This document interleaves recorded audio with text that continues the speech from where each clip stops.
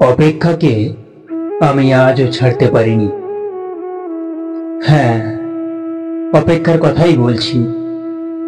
ভালোবাসা রক্তিম ধারালো স্নিগ্ধ ছোঁয়ায় এই হৃদয় থেকে এক এক করে ছেড়ে গেছে সব লোভ, হিংসা, ক্রোধ, অহংকার, স্বার্থপরতা, সবকিছু।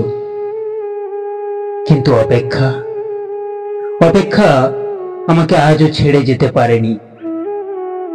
আমি ভালোবাসার জন্য সবকিছু ছেড়েছি, শুধু অপেক্ষা ছাড়া। অপেক্ষাকে আমি আজও হৃদয়ের গহীনতম অংশে অবরুদ্ধ করে বেঁচে আছি। অনেকেই বলে অপেক্ষা হচ্ছে শুদ্ধতম ভালোবাসার প্রকাশ। ভালোবাসতে সবাই পারে, কিন্তু সবাই প্রিয়তমার জন্য অপেক্ষা করতে পারে না। আসলেই কি তাই? জানি না, তো হবে হয়তো। তবে এই অপেক্ষার কাছে আমি অনেক ঋণী।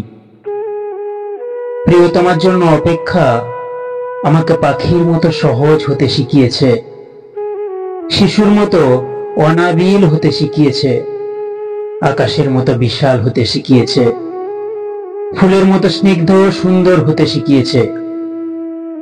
অপেক্ষা আমাকে সাগরের নীল জলরাশির মতো গভীর হতে শিখিয়েছে, প্রকৃতির মতো স্বচ্ছ হতে শিখিয়েছে, সোনালী সন্ধ্যার মায়াবী মৌনতার মতো নিবিড় হতে শিখিয়েছে। শেষ পর্যন্ত অপেক্ষা আমাকে কবিতার মায়াবী অনিন্দ ভুবনের কাছে নিয়ে গেছে।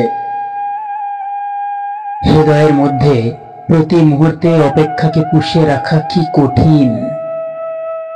অথচ অথচ আমি সেই কাজটি করে যাচ্ছি প্রতি মুহূর্তে কি নিদারুণ আনন্দের সাথে।